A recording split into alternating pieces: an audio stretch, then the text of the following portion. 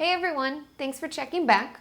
Now this week's video is something that you have asked for a lot, and it has to do with my borderline personality disorder video, the BPD video that I put out. So if you haven't watched that, check that out. But this is kind of diving deeper into DBT therapy, dialectical and behavioral therapy. Now DBT therapy is a type of therapy that is used a lot for borderline personality disorder patients.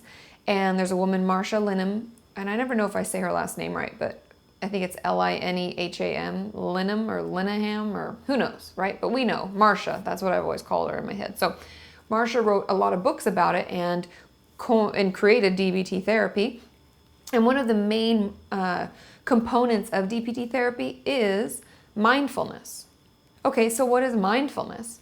I'm being mindful right now, right? I mean, that word is used a lot, but in DBT therapy, it's very specific and it's very detailed, like way too detailed. But today I'm going to talk to you about kind of the what skills of mindfulness, and mindfulness is broken down into about 6 different skill sets, and today I'm just going to talk about 3. So you can see why DBT, I mean, it's a practice. It's something that you, as a clinician, study, eat, breathe, sleep, if that's all you do, right? Because that's what I do, 9 to 5 or 9 to 6:30 or whatever your work day is, every day, all day. So mindfulness is a way that we can help regulate our emotions. And to that, I mean that if we're feeling, honestly, if we have borderline personality disorder, a lot of times we're like, I don't know how I feel. Just overwhelmed. That's how I feel. But if we're feeling a lot of emotions and just building up and we feel overwhelmed, mindfulness will help bring us back down. And the first thing that we want to do is observe. And I know that sounds really bizarre, but what I mean is if you start feeling anxious, but you don't quite know what it is yet, you just have that sense that something's building, right?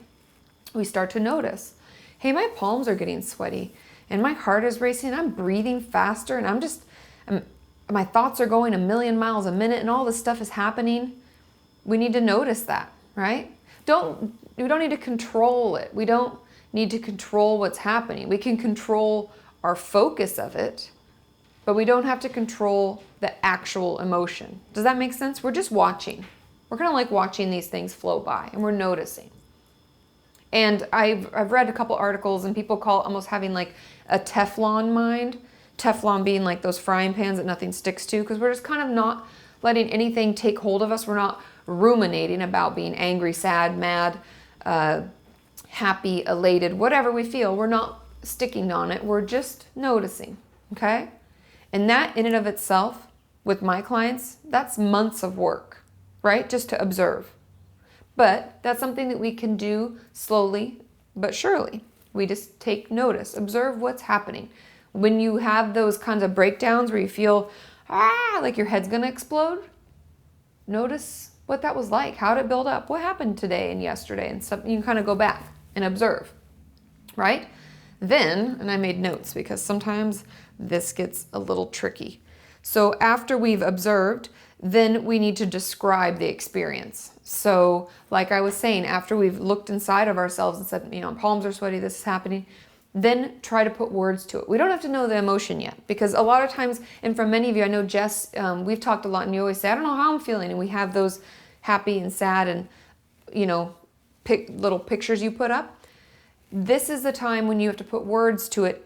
Those words being, my heart was racing, I felt this, I felt this. It doesn't have to be an emotional description. How is our body responding? Okay, so try to put words to your experience. Now that takes some time as well, but I think you can see how they kind of go hand in hand, how the observe goes hand in hand with the describing and putting words to it. And then the last portion that I'm going to talk about today is participate. And I'm reading my notes because this is, like I said, there's 6 parts of just this portion. So this is kind of letting yourself act intuitively and participate in life. So feel angry, feel sad, feel elated, feel in love, feel whatever, right? There's things like, how do you feel today? And you move your box. Wherever you're feeling, feel it. But come from your wise mind. And we'll talk about that in another video. Stay tuned for wise mind. But come from a place of the observe and the putting words to the experience, but still have the experience. You don't need to hold back and not allow yourself it and be so controlled. We're not controlling our emotions. We're controlling how long we allow ourselves to deal with it and ruminate on it. Does that make sense? The difference between, participating and responding to it? That's almost like, I guess if I was going to give you a good analogy, it's like I get a ticket on my car. I come out and the parking meter is up and I got a ticket. And I'm like, son of a freaking piece of shit, right? I respond immediately. And let's say I see the meter maid and I'm like, you son of a bitch. And I just lose my shit, right? That would be responding. That happened, I responded. But if I'm going to participate, I would say to myself, that really sucks. I don't have $65. That's so frustrating. I should have planned better.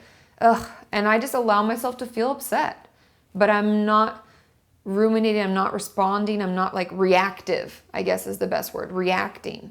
I'm just participating, okay?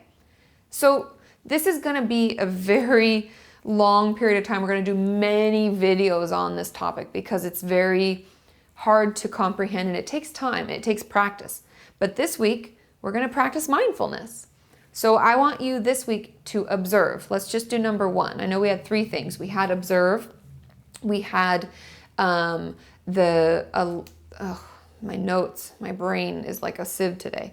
So we would observe what's going on, then we would describe it and put words to it, and then we would allow ourselves to participate, okay? But this week, we're just gonna observe.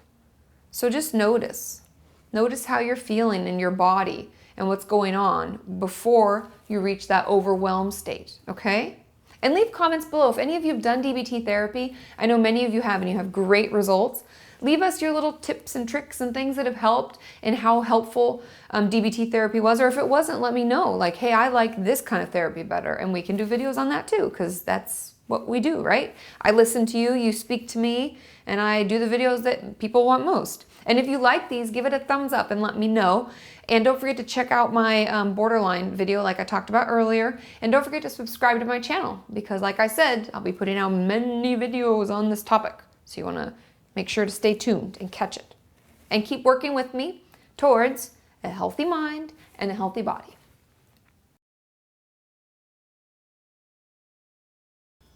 I like to project my voice. You think that would be a good thing? Oh, I need a foot massage. Okay. Any takers? Anybody? Anybody listening right now? Any takers? My foot massage. Okay, ready? Will you tell me one thing and then I do that one thing? And then you tell me another thing?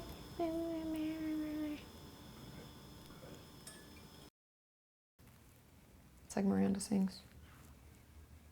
That's what she does. Oh, I don't even know. Miranda sings along. Oh. I didn't buy a lot of red lipstick, which I don't own. Only chapstick.